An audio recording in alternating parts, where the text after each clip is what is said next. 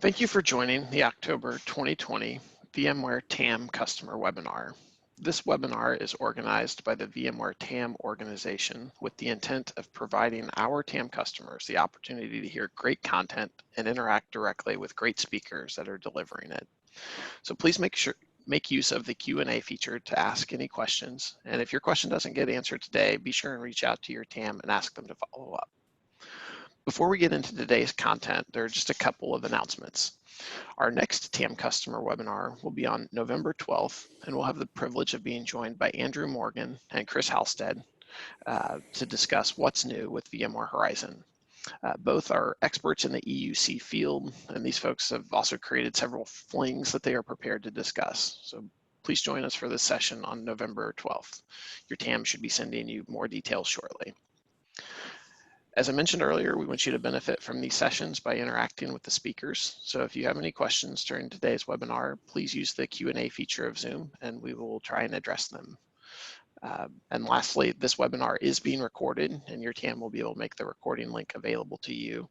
And then after a few months, we'll open up the recordings to anybody who subscribes to the YouTube channel. So that brings us to today's speaker and topic. Oleg is a senior solutions architect specializing in Microsoft solutions, and Sudhir is a staff solutions architect covering enterprise applications specializing in all Oracle technologies. Each of our speakers have created many blog posts and VMworld sessions that you can find that focus on best practice for a specific technology like Active Directory or Oracle RAC. But for today's session, they will focus on the 80% commonality that can be applied universally to all applications. We'll discuss topics like NUMA, memory reservations, SCSI controllers, and the like. And with that, I'll turn it over to Oleg. Thanks a lot. Thanks for the introduction, and thank you for joining. So let us jump right into it. We are going to discuss today what's about virtualizing business critical application on VMware Hybrid Cloud with confidence. So first thing first, right? It's a definition of business critical application, and it's a lot of things that you can bring under that umbrella. In general, what we will be talking today is more about general best practices, right? That is what we recommend you to do to ensure best performance for your application. In any case, if you will see that some particular practices, like for SAP, for Java application, has a deviation from what we're discussing here, and you are tuning it for Java application, you will need to follow your Java guide, right? But for the most of the thing, the stuff that we are discussing would apply. So then, we're going to talk first about some common pitfalls that we are observing by doing a lot of customers calls. And then I'm going to switch over to Sudhir, who will be doing a lot of discussion around optimizing some vSphere configuration. So let me start with some common pitfalls. First of all, and first thing first, when you're doing architecture of your vSphere platform, you will need to start with collecting your business requirement and defining your SLAs. And SLAs is a very important thing, right? Because basically you will need to understand what is availability, what is the desired level of availability and performance of your app. And mostly your business will be one who would need to be interviewed for that, right? Because it's a huge of difference if like 1 minute of downtime will cost you $10 or it costs you like $1 million. Right, it's a different approach. It's a different solutions that you might be building based on that. And that's why know the cost, right? Because the thing is, as mentioned, if your downtime costs you $1 million, probably you will ask your business to get another couple of servers, another Metro application for your storage, right? If it's a $10, then it probably makes no sense. And consider trade-offs, right? A lot of things that we will be discussing today, the main goal is to maintain the best performance. This best performance might cost you manageability of your VMs. It also might cause that it will take a lot of resources. But that is something that I want to stress. What we're discussing today is the main goal is to get the best performance possible. Now let us briefly talk about CPU, memory, storage, and networking, right? And Sudhir will be talking in a much more detail. First of all, know your workload, right? Especially for databases, it's a huge difference if you are using a small number of high gigahertz capable sockets or CPU, or using a multi-core, right, like 96 or 128 core system to run your application. It really depends if it's single-threaded or it could run in a parallel, what is beneficial, what is not.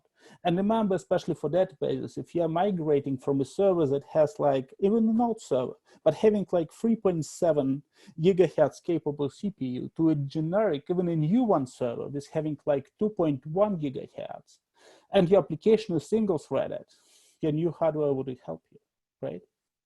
And the next thing, count NUMA for performance. We will talk a lot about NUMA today, but the thing is, remember and make sure that you understand how NUMA works, right? And we will give to the point, we'll give you advices on that. But that is an important part of an architecture of your modern CPU. Taking into account memory, right? It's a lot of things and a lot of the questions that I got like regarding memory right sizing. How can I do it? Is it reliable? Is it not reliable? Our general recommendation, base your sizing on the application data. And do not use vSphere active memory counters for right sizing, right? So for example, for SQL, it will be distributed management views that will give you a real insight how your SQL Server use database. And I'm sure that Sudhir can bring a lot of more Oracle examples here. And one important thing, especially for modern version applications that are capable to do in-cache operations, having more memory or adding memory might help to decrease CPU and disk usage, because it will be you, instead of actually writing to the disk and then flashing it back, we can just do all in memory, right? And that we can see sometimes that might help you to get like 30% performance more. Talking about storage, first of all, know your pattern, like read, write, what is your disk I/O, what is your throw output. And one of the key things, understand your end-to-end latency. That is the latency that is observed from your VM or from your application if it has some in-application based counts back to your storage. It wouldn't help you to see that it's like zero latency on your storage controller, or it's close to zero latency on your data store from the ESXi perspective.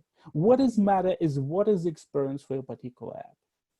And the last one, and I will switch to a live portion of our deck today, is the network. And remember that distance matter, right? If you're building a high availability solution and you want to use multiple data centers, right?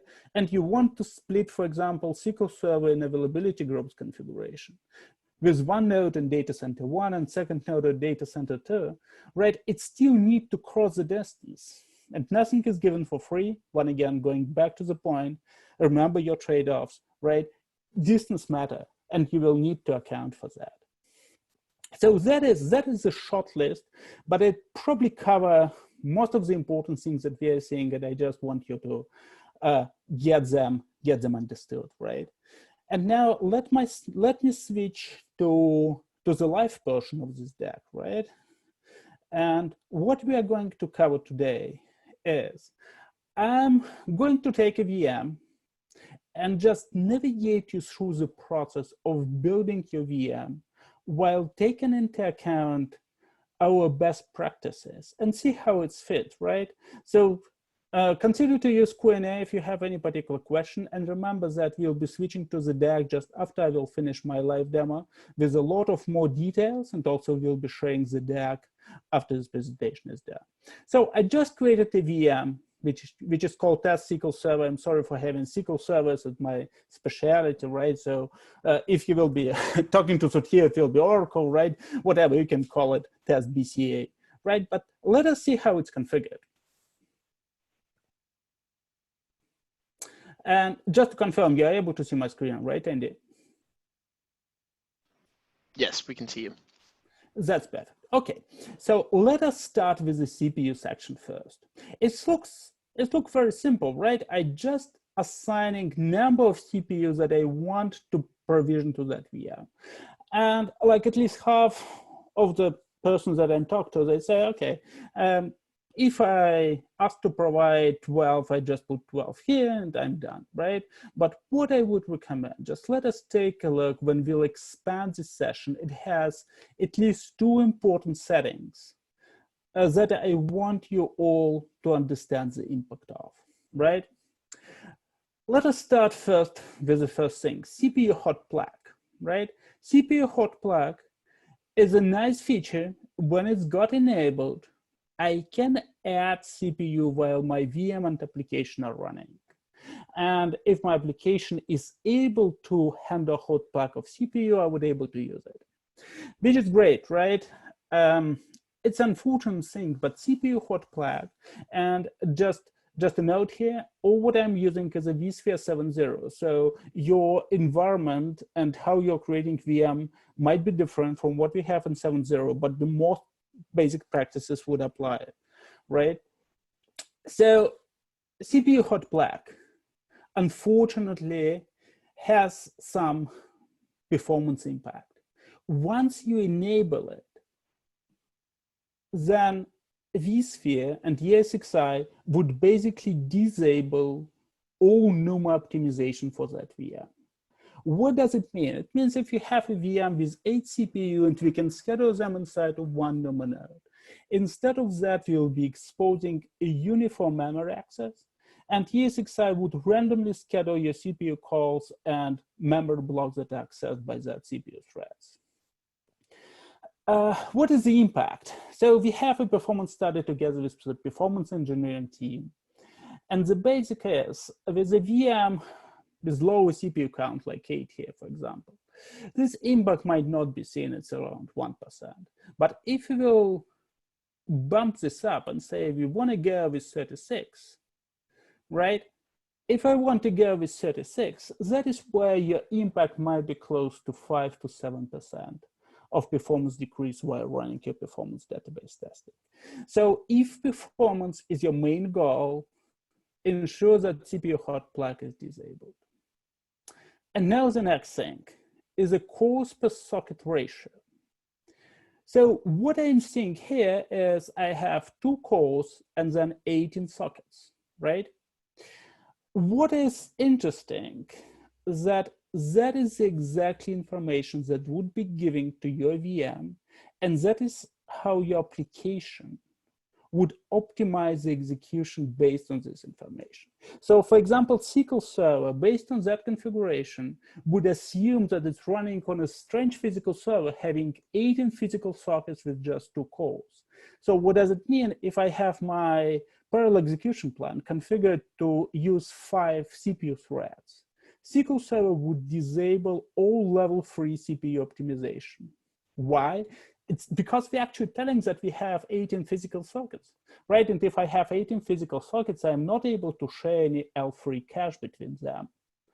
So while configuring your cores per socket, make sure to understand your physical server architecture. So let me click cancel here, then let me go to my server. It's VMware Cloud on AWS, right? And we have 36 logical. And if I expand my CPU, I would see that I have 2 sockets and I have 18 cores per socket. What does it mean that if I go back to my test VM and I want to configure 36 CPU,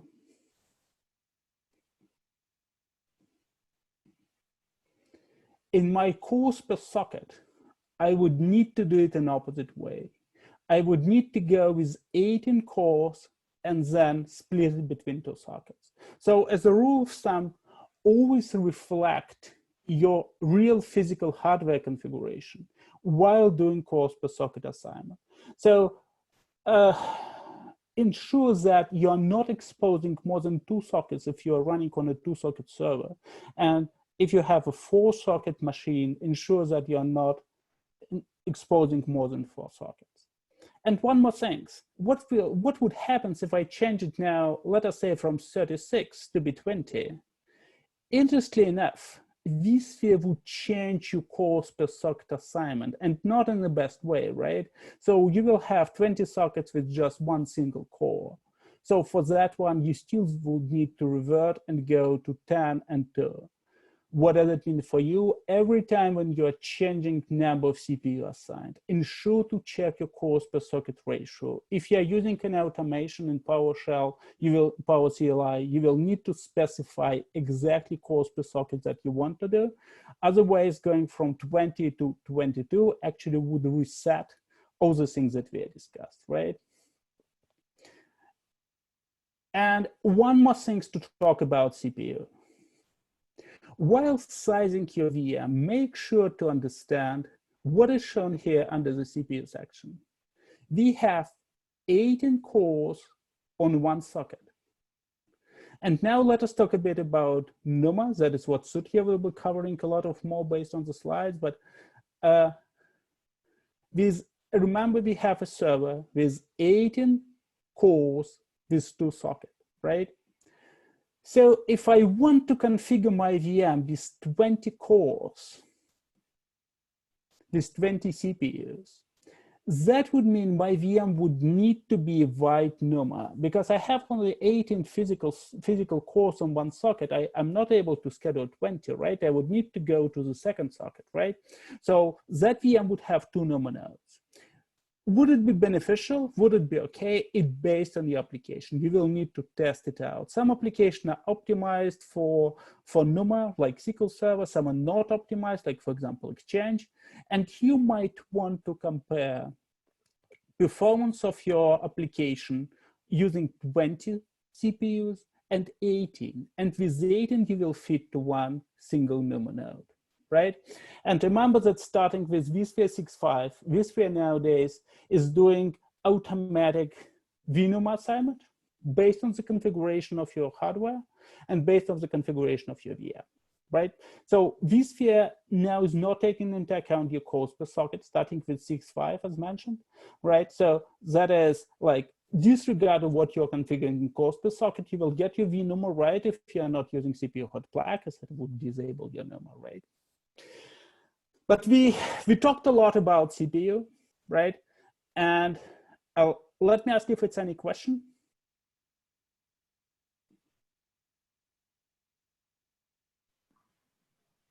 Yeah, okay, go Brian. Yeah, go. We have 2 questions. Sure. Regarding VNUMA, version 6.5 and above, doesn't VMware just choose the best performance anyhow, no matter what you put in for the values?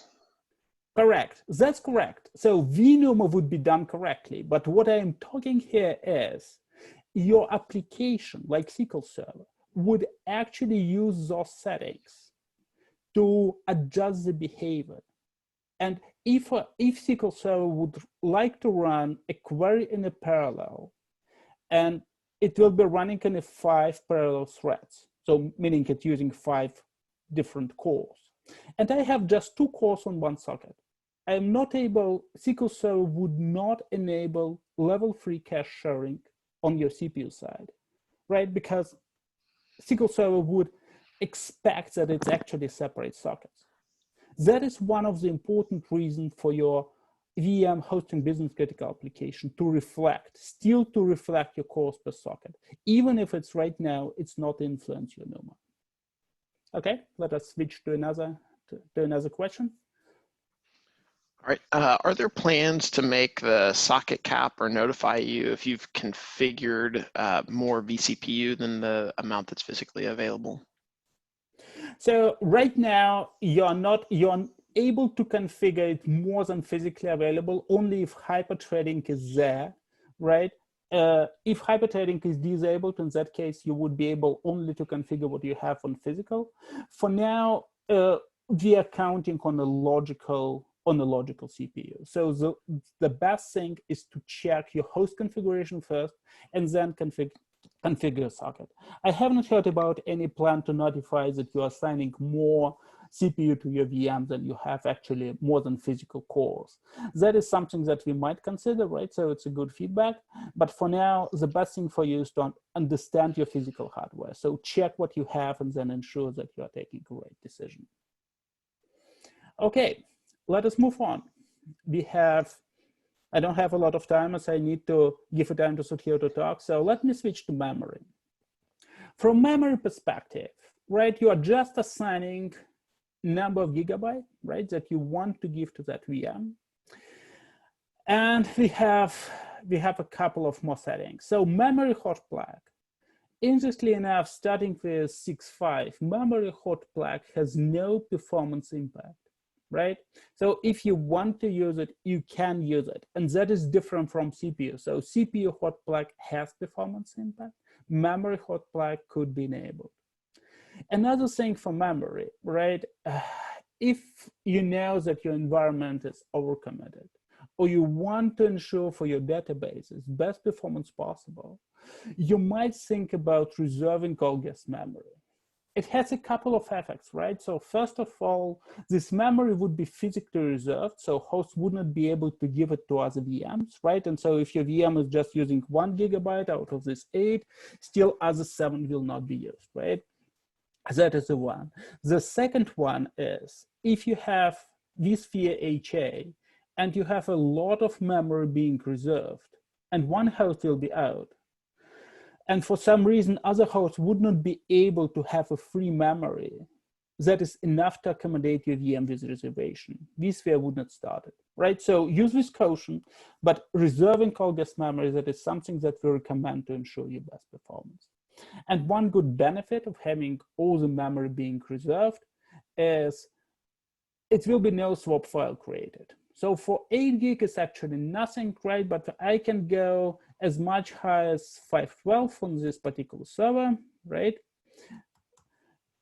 If I have a lot of memory in my physical server, all this memory, we need to create a swap file equal to amount of memory assigned to a VM. So for example, if on your cluster you have 16 terabyte of memory on all of your hosts, and you are not using reservations, that it will be 16 terabyte of storage that will be used by swap file. So reserving memory will also spare you some disk space, right? As mentioned, it's up to you how to decide how you want to go, but what I should say, if you're running some mission critical application in your general purpose cluster and you want to ensure that from memory perspective, they're operating fine. And by the way, having an issue with memory, that's probably the worst issue that you can have, right? For that one, I highly recommend you to get memory being reserved. Okay. Then let me switch to the storage part. For the storage, it looks very simple, right? I just use hard disk, and then I have my storage resources being assigned, right?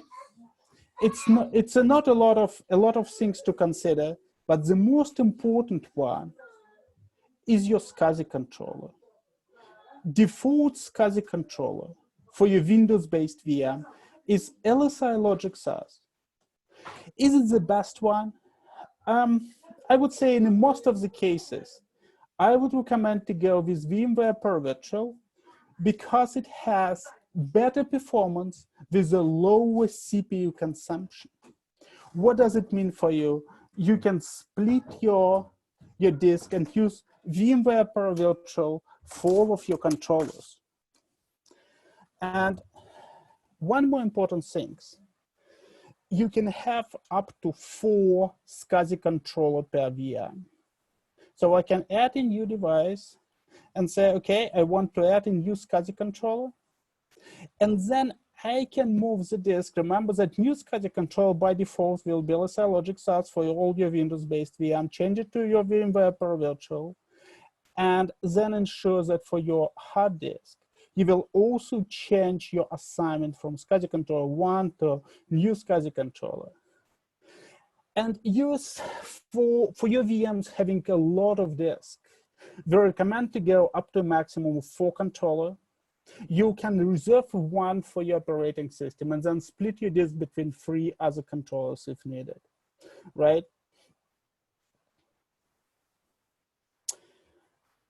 Also, one more thing, you probably noticed that on a new system, you not only have a SCSI controller, but also NVMe controller. For now, we do not recommend you to use NVMe controller for business critical application. That might change, But for now, our recommendation is to stay with SCSI and VMware Virtual. And now the last thing that I want to talk here is your network adapter, right? For your networking, make sure to check your default adapter type. It should be set to VMXNet 3. When you are adding a new network adapter, right? Also, again, for Windows system, that might be different. For some old Windows, if you configured that as being, for example, Windows 2008, right? For that one, it might be that it will be E1000. E1000 is a very old driver that will be used. The driver basically 2002, so it's already like 18 years old.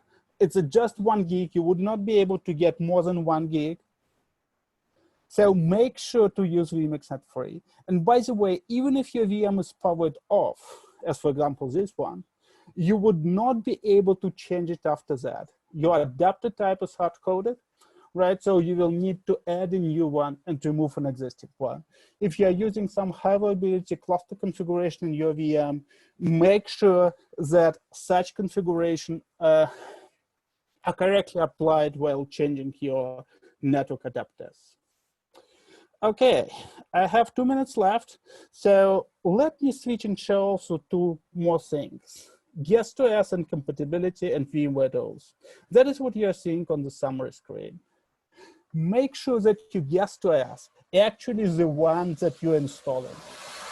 If not, I would recommend to adjust it, because that will also influence on the version of VMware tools and some optimizations that we are doing.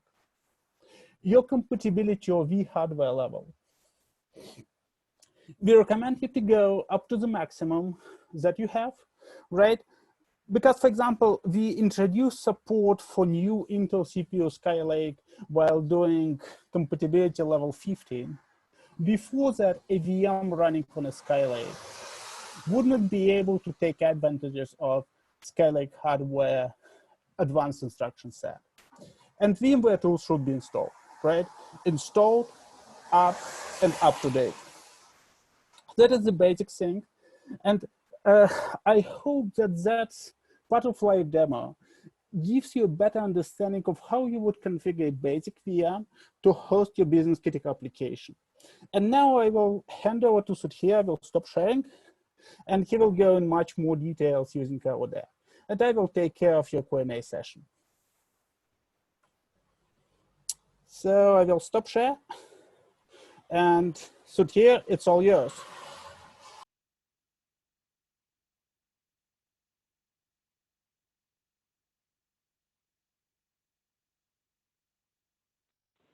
Can you hear me? Yes, we can. Oh, okay. All right. Let me go ahead and share my screen here.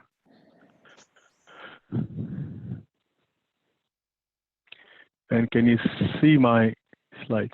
Or can you see our slides? Yeah, we see the presenter mode right now. I'm sorry. Let me quickly switch it. All right. So good. You guys can see my slides? Yes, we can. All right. Thank you. All right. So yeah, so I think I'm going to skip over a couple of them, right, for the sake of time, right? And I think, Oleg, please feel free to jump in at any point of time. You've already covered the common pitfalls, so I'm not going to go over them. Oleg has gone in great depth in his demo, and he has covered the 4 tenets or the 4 quadrants of a virtual machine, the general quadrants of the virtual machine, the memory, CPU, the disk, and the network. I'll try to cover them as well here, and then we'll open them for question and answers for you guys. So I think this is pretty much, Oleg, that's your slide. So I'm going to move over this one unless you have anything in depth to talk about this, right?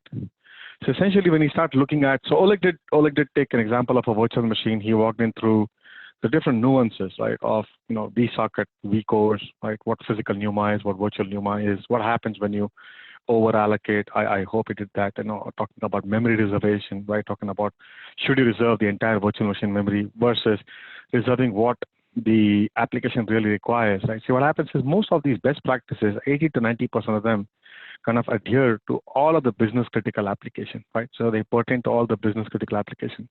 It's that 10% where we kind of deviate when you start talking about the SQLs or the Oracles or the Exchange, right? Or the, or the other application like Java, right? For example, if you look at Oleg's point of view, that would be if a virtual machine has 256 gig of RAM, right? And if you wish to reserve it, you should reserve the entire virtual machine memory, right? But if you look from an Oracle standpoint, right, what the guidance that I give is, it's slightly different than what Oleg gives, and that is just reserve what the database really requires. And what the database really requires is the active memory that the database requires. And when I use the word active memory, it's not the active memory word that you use in the VMware line. That's not the parlance, right? So the word here is the memory that Oracle requires, which is essentially a system global area, the SGA plus the PGA, right? But those are some of the nuances where we deviate, but most of these best practices, they pertain to all business critical applications.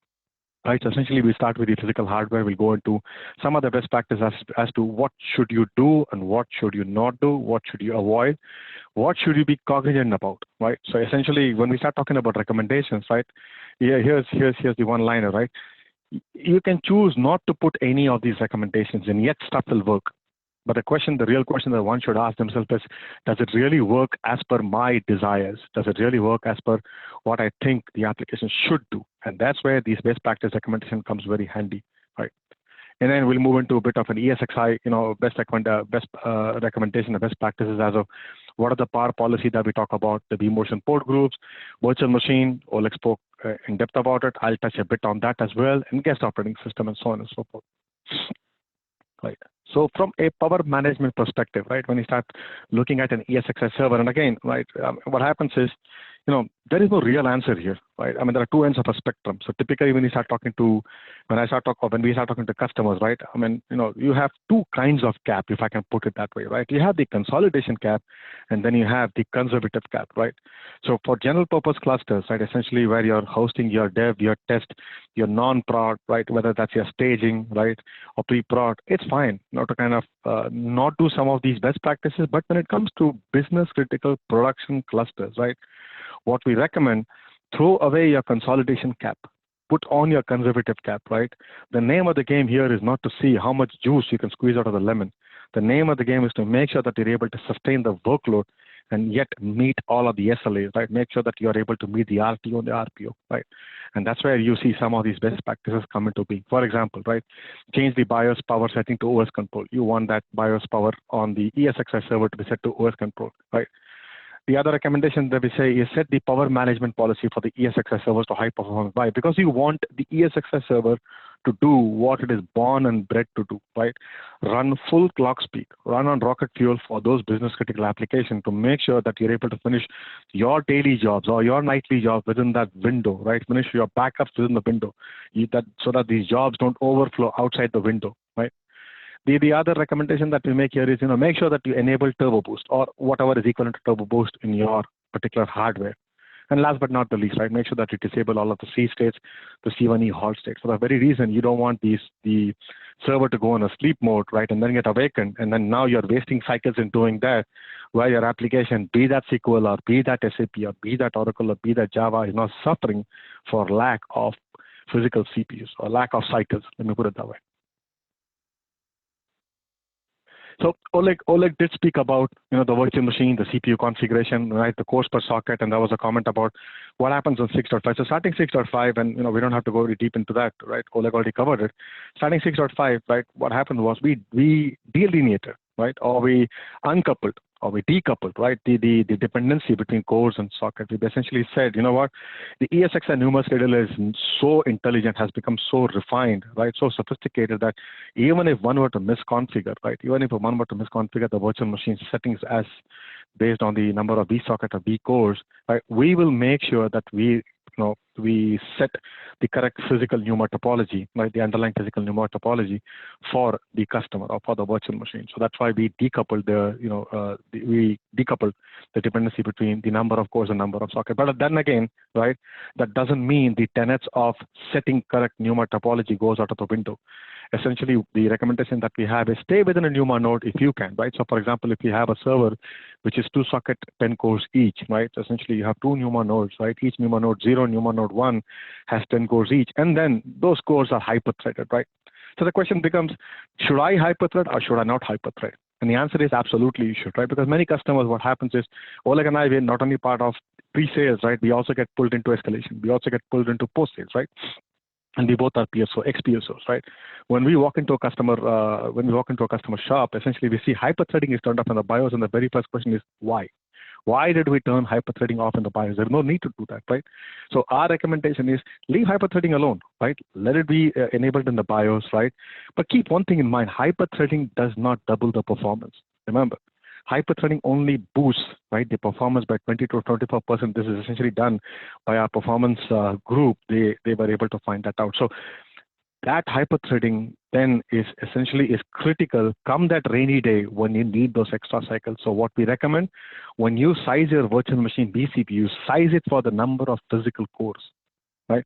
Size it for the number of physical cores. Make sure that the vCPUs are multiples of physical cores, right?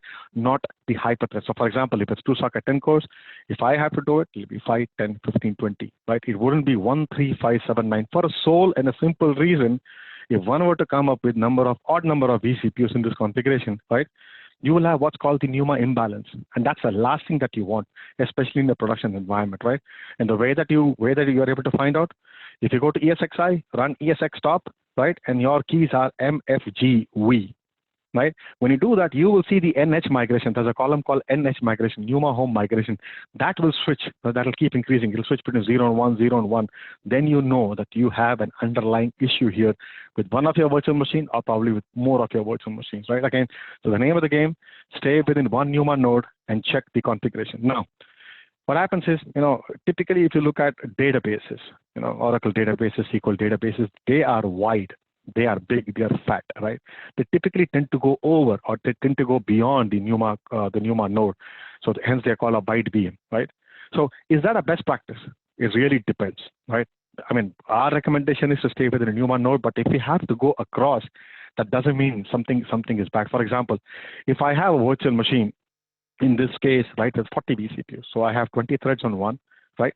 And I have 20 threads on the other NUMA node, right? Is that a good thing or a bad thing? So the way that you find out if it's a good thing or a bad thing is run the workload.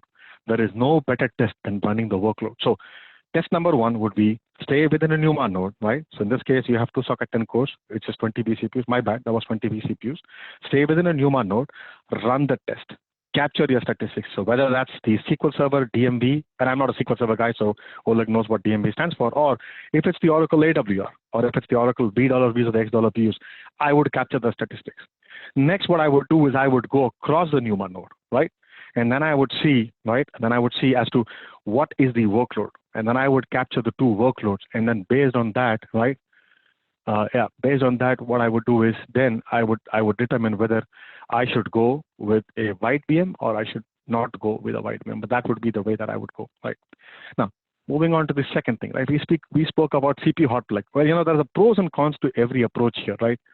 The pros to this approach is, well, you are able to add CPU on the fly, so which means I'm able to scale up, I'm able to scale out, right, on a server level.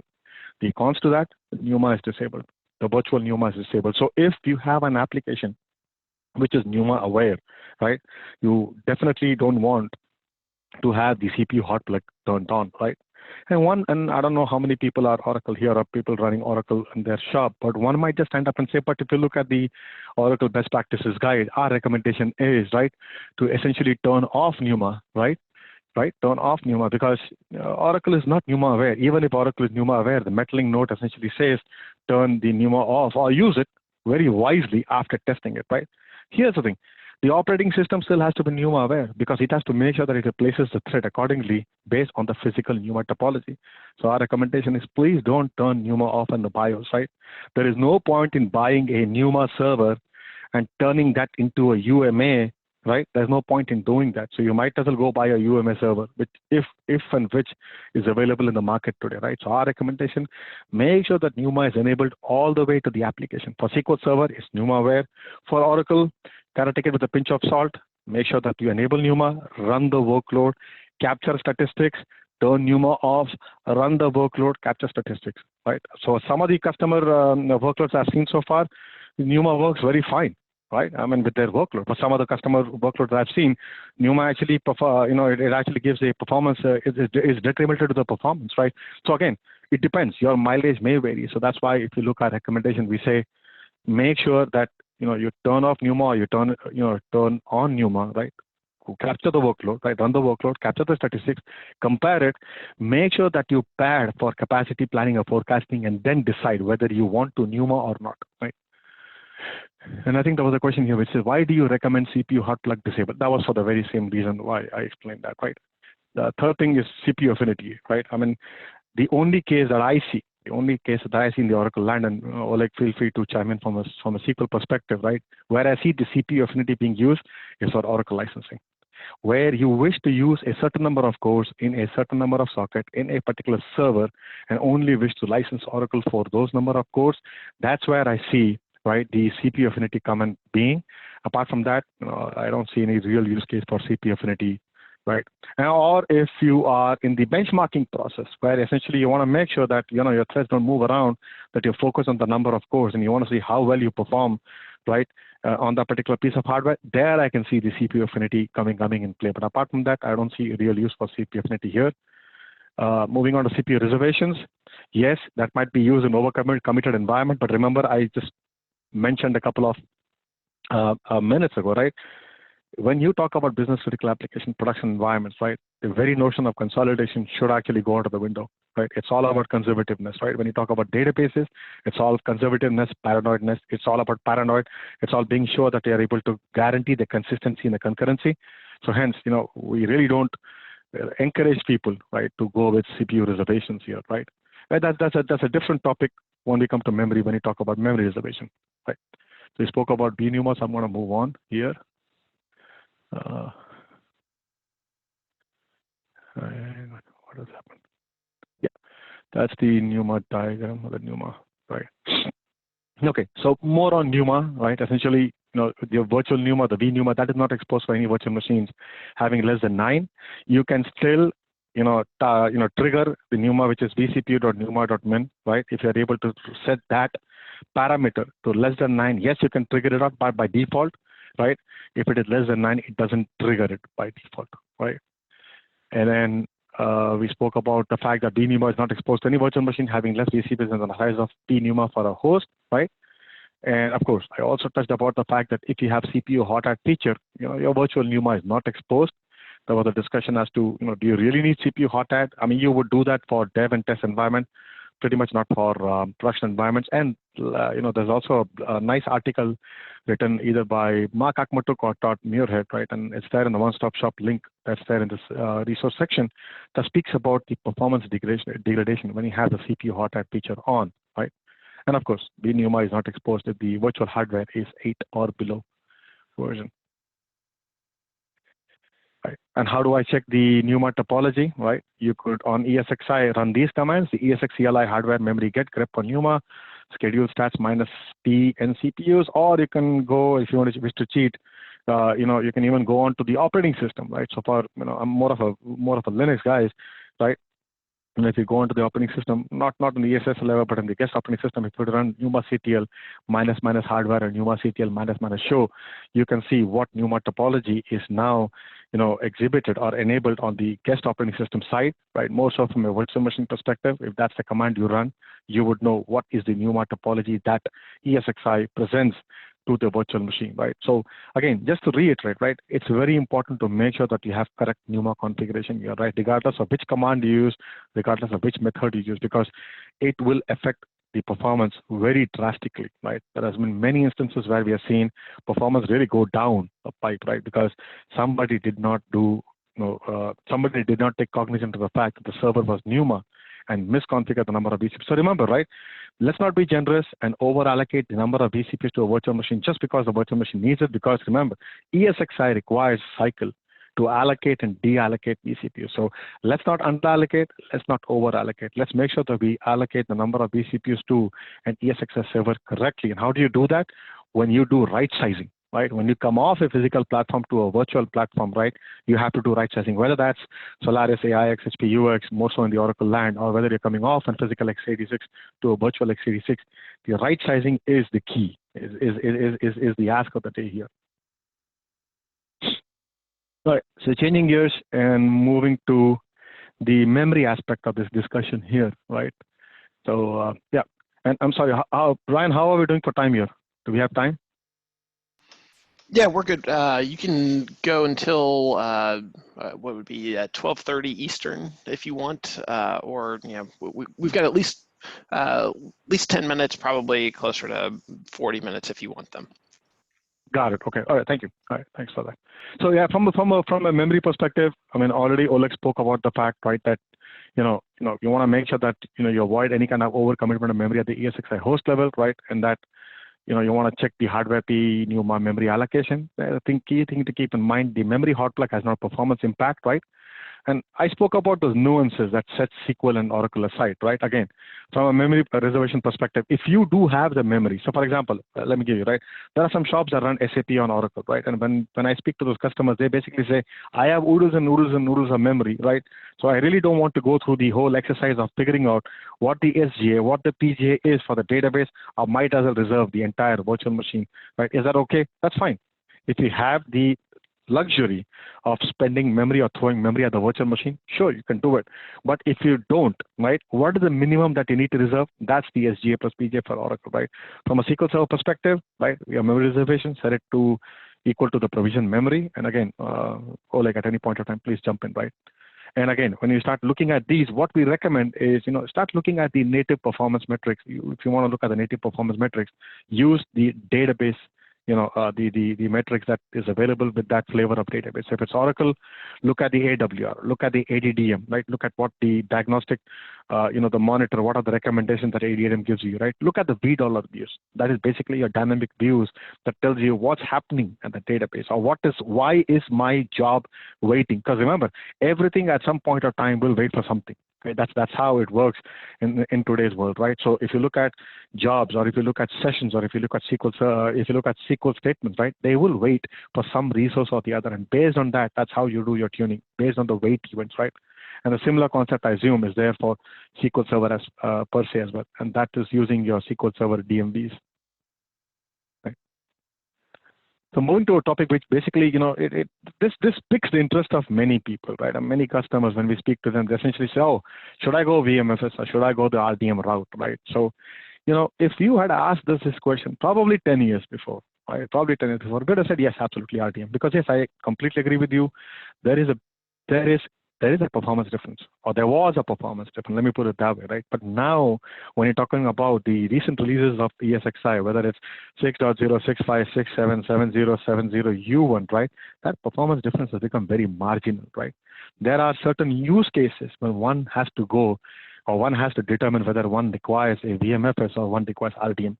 The use cases for RDM is when you cannot live without your SAN backup and replication technology, right? Or when you need it for Microsoft Quorum, right? Whenever you need that, or the shared disk failover clustering. And again, I'm not a Microsoft Core guy, right? That's where RDM comes into picture. Otherwise, you don't need RDM, right? Just think of it, right? I mean, a couple of customers I spoke to, they said, oh, you know what? We are using physical LUNs for our Oracle rack, or let's say for our Oracle databases. Now, when I want to migrate my Oracle environment to a virtualized, when I want to move my Oracle database to a virtualized environment, I would like to go with RDM. Just think of it, right? You only have 512 LUNs. That's the limit that you have, the SCSI limit that you have, right? If you were to come up with these little islands of 1 gigabyte, 2 gigabyte, 1 terabyte, 2 terabyte for your Oracle databases, there is only so much you can provision for your Oracle databases across the landscape. And then you run out of LUN limit. Well, what then happens? Well, you have to go and get another cluster. You have to provision another cluster. So again, you don't really need an RDM, right? If you look at all the guidances, if you look at all the guides that we have written so far, everything is based on BMDKs, because there are a lot of throttles, levers, right? There are a lot of controls that we give that you can use, that you can use on BMDKs, on BMFS file system, right? But again, if I understand, what I would recommend is, if you're still not convinced, right, maybe you guys should go back and run a POC and see if that really helps you, and then look at the entire gamut, right? Look at what I mean, it's not just about performance, right? About the features, about your flexibility, right? What you can or what you cannot do with RDM versus VMFS. But again, this is an ongoing discussion, right? A very interesting one. All right. Moving on to vSAN, I am sure everybody knows what VMware vSAN is. That's our hyperconverged infrastructure offering that we have, and now it's become, it's come to the point where it's very sophisticated, it's very honed, right, and it's got a lot of capabilities, a lot of features up here, right. And then what we recommend is absolutely, I mean, I really don't know how many customers are using hybrid. Once you have the all-flash vSAN, right, but with the advent of NVMe drives, right, the vSAN infrastructure becomes more and more performant and more, it's more and more accelerated, right? Okay, so when you start looking at, the different RAID levels, right? There are three different RAID levels, right? You have RAID 1, you have RAID 5, you have RAID 6, right? And essentially, when you're looking for more capacity, right, that's where you go towards the RAID 5, the RAID 6. If you're looking towards performance, you have to go with RAID 1, right? But then the first question that, when I speak to, Oracle guys who are considering vSAN, they say, hey, everything is performant in this database. Why don't I put everything on RAID 1, right? Think of it. You start putting everything on RAID 1, there is no capacity savings here, right? It's more of performance. But the question one should ask themselves is the entire data set of the database, is that performant? Does that require, the high performance drive? I mean, this goes back to the same concept of storage tiering, where essentially we just say the entire database required, right, all flash drives, right? No, it really does not, because if you look at the active data set of a database, right, typically 20 to 30% are active, right? The other part of the database, it would typically be warm, and some part of the database would be cold, right? So depends on what that data set is doing in that database is where I would go and say use either RAID 1 or RAID 5. But typically we have seen for RAID 1, please put your redo log files on RAID 1 for performance, right? RAID 5 and RAID 6 are typically good for databases, but again, your mileage may vary. So what we recommend, please test it out, right? And there's this whole concept of OSR, or object space reservation, right? Essentially, by setting object space reservation, you're saying, you're declaring your intent and saying, I need this much amount of space for my database or for my application on vSAN, right? And there used to be, there was a requirement, right, before vSAN 6.7p0, or if you were deploying your databases on VMC, SDDC 1.8 version 2, where the shared devices, which is required for an Oracle rack, using the multi-writer, that required OSR space 100%. It's not anymore, right? So if you guys are planning to run Oracle rack on vSAN, starting 6.7p01 or on VMC, the VMware Cloud on AWS, absolutely, you do not require your shared devices using the multi-writer flag to be eager 0 thick. You do not require that to be OSR 100%, right? And the bullet point after that, which basically says use multiple VMTK per workload attached to different PV SCSI controller. That's of utmost importance. And I still see people, right, because I said, Oleg and I, we are XPSO, right? We also get involved with customer, right? Especially when we are tri-edging or troubleshooting, or when we have these pre-sales calls. And the one thing that I've noticed is you'll have one poor virtual machine with one poor PV SCSI controller and many multiple VMTKs hanging off that. And my question is why? Why would you want to do it that way? See, for a simple and sole reason, right? Just as in the physical LAN, right, one has queues. You have queues. In fact, there are 24 to 32 different queues in the entire stack, right? You have queues at the LAN level. You have queue at the physical HPA level. Similarly, you have queue at the VMDK level, and you have queues on the PV SCSI level, right? And those are the queues that you can't escape from. So when you have the queues on all these levels, right, you want to make sure that you use multiple PV SCSI controllers and multiple VMDKs per PV SCSI controllers in order to make sure you have load balancing, you have fairness, you have queue depth, right? So for all those reasons, we recommend make sure that you have different SCSI controllers and make sure that you, if not stripe, at least distribute your VMDK among different SCSI controllers, right? See, that concept is not different than what one would do in a physical LAN. I mean, you definitely will not have, one LAN, and on one LAN, you wouldn't have, like, say, all the databases on one LAN, correct? You would make sure that you have multiple HBAs and multiple HBAs and multiple HBA ports. You have different LANs assigned to different HBA ports, right? Fan in, fan out ratio. The same concept applies here as well, right? Last but not the least, please make sure that the vSAN network is robust, right, and at least 10 gigabit. For the sole reason the vSAN traffic travels over that, right? You want to make sure, right, because it's a different architecture than what you have with a traditional SAN or a NAS, right? You want to make sure that your vSAN network is redundant, it is high performant, at least 10 gigabit. But then what happens is the best way you can test it out is run your workload, look at the different metrics that vCenter provides you, look at the different metrics that vSAN provides you, and then make a determination as to if this is good or you would have to up the ante. Shifting gears, right, from vSAN over to storage best practices, right? Partition alignment, that is very critical. Whether the partition alignment happens at an ESXi level or whether that happens on a guest operating system level, this is of utmost importance, because remember, if you don't have partition alignment, multiple or one physical IO will transcend as multiple physical IOs, whether it's read or whether it's write. So we want to make sure the partition alignment is done, right? Starting RHEL 6, starting RHEL 7, we don't have to worry, right? I'm more of a Linux guy, like I said before. The guest operating system will partition it very beautifully, the operating system and any other drives, right, on a 1 megabyte partition, right? Typically what we say is, if you want to do this correctly, the partitioning offset should be what you should be asking your storage guy. So basically ask the storage vendor as to what is your chunk size, or what should be the partitioning offset I should use in my VMD case, and that is what you should be using, right, as per partition alignment. The second thing is eager zero thick versus eager zero, whether thin or whether it's lazy zero. It all goes back to what is the application and what is the nature of the application. I mean, typically if you look at, supercritical applications, right, especially on SAN, we say, you know what, make sure that you have the VMDK set to eager zero thick, especially for Oracle RAC on SAN. On traditional SAN, the requirement is still there, right? We're using multi-data flag, eager zero thick. You don't have that requirement on vSAN. But again, certain operations like creating table spaces, creating data files, doing data loads, right? It actually helps you if you have those VMDKs as eager zero thick, because remember, right? You don't want to take a penalty on the first write, right? And that first write penalty actually happens, right, when you do any of these operations, right? So we spoke about PBSCSI virtual controller, right, up to 4 per virtual machines, and the fact that you're able to go up at 64 VMDKs per PBSCSI controller. So that gives you a total of 256 VMDKs per virtual machine. Every VMDK can go to a max of 62 terabytes. You guys can do the math. So that's the amount of memory, that's the amount of storage that a virtual machine can address, right? And then yeah, absolutely. Snapshots. There's a conversation here about pros and cons of snapshot. Snapshot is something that you want to use if you have to go back in time, right? If let's say if you're doing some kind of patching operation, but that shouldn't be used, or that shouldn't be taken as a form of backup, right? Because remember, every time you delete a snapshot, right, there is a brief stun moment, and there is a KB article that talks about there's a brief stun moment where those snapshot deltas have to be coalesced back to the main, right? And then at that point of time, if you guys are running a big load, right, you might have some kind of performance, degradation. So what we recommend is if you really have to do snapshots, do that. But if you have to coalesce it or delete it, do that during a quiet time, right? Do that when there is no job running, right? So spoke about that a bit. Yep.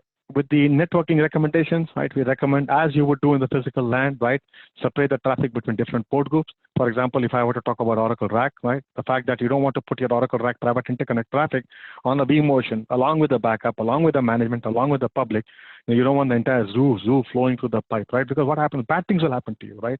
So you want to make sure that you separate the traffic for different applications or for different application needs, right? If you have the ability to do that. If not, use quality of service. At least make sure that, for example, if I'm using Oracle RAC, make sure the quality of service is set for that particular traffic so that gets priority, right? And if you have a 10 gigabit or more, right, jumbo frame. Jumbo frames helps you not only for private rack interconnect, also helps you for vMotion, also helps you for backup traffic, right? So these are accelerators that are provided by the vendors. So please be cognizant of that and use it, right? Of course, VMX Net3. So use case for VMX Net3 could be the private rack interconnect, or could be even your backup NIC or the VNIC, right? So you're able to accelerate it the same way as PBSCSI is. These are drivers, right, which use rocket fuel to accelerate your workload performance.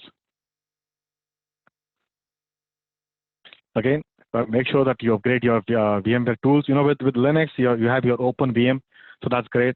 Every time you create a virtual machine, right, when you do the yum open VM, right, you make sure that you have the latest and the greatest here. Make sure that you upgrade the virtual machine compatibility to match your ESXi server. And I don't know if you're talking about the templates in the other slide, but the thing is, probably we should have added this one point here, right? Golden templates. That is of utmost criticality. That's very important, right?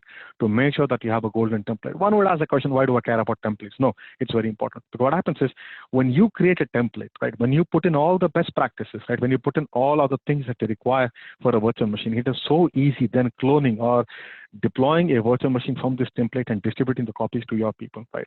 So that way, if you have to go back and make a change, you go back to the source, which is the template, and make that change. So if you look at any other best practices guide, right, for any other business critical application, the first line would say, make sure that you use a template for the golden operating system, right? Make sure you do that. In fact, the way I do it when I have to deploy anything is I have a template. I make sure I put everything in there. I even stage my binaries, right? I make sure that I have Oracle ASM library installed in that. I stage my binaries. I make sure I have the the latest and the greatest security patches. My grub is completely updated so that when I deploy a virtual machine from that template, I know I am getting the best, and then I don't have to go and tweak this or tweak that, right? So again, these are recommendations. These are not set in stone. This will make sure that your life is easy, right? Right. Some resources that Oleg and I put together, right? I mean, performance application blog is at the top. You have the Oracle on VMware best practices guide, and the one-stop shop essentially is a collection of anything and everything that has been created on Oracle on VMware, whether that's licensing, whether that's Oracle on vSAN, Oracle on vWall, Oracle on VMware Cloud on AWS, whether that's KB articles, whether that's documentation, whether that's with persistent memory or with RDMA drivers. Same thing with SQL Server. You have SQL Server on BCA resources in the bottom that Oleg is in charge of. He maintains that, and the VMware SQL Server best practices guide that Oleg is the author of, right? But I think we are at the end of the slide here. So I don't know, Brian, back to you. Maybe do we have to? We can probably open this up for some question and answers, or however you guys want to do it. Yeah, no, thanks, Sudhir. Sorry.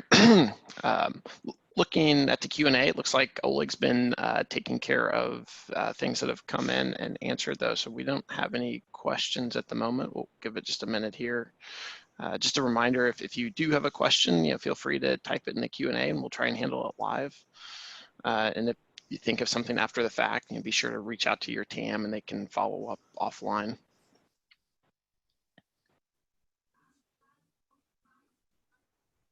All right, well, still nothing in Q&A. So Oleg, Sudhir, very useful session. Really appreciate you guys taking the time to do this. Actually, we did have,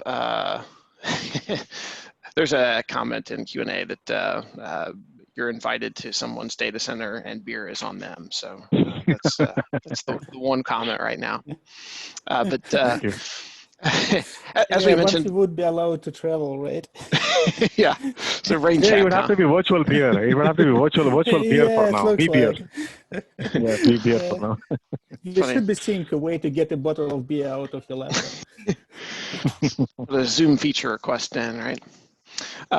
So as we mentioned at the beginning, the presentation was recorded. Your TAM will be able to make that recording available to you. And please join us again next month when we'll be taking a look at what's new with Horizon. And we look forward to seeing you for that on November 12th. Thanks. Thank you.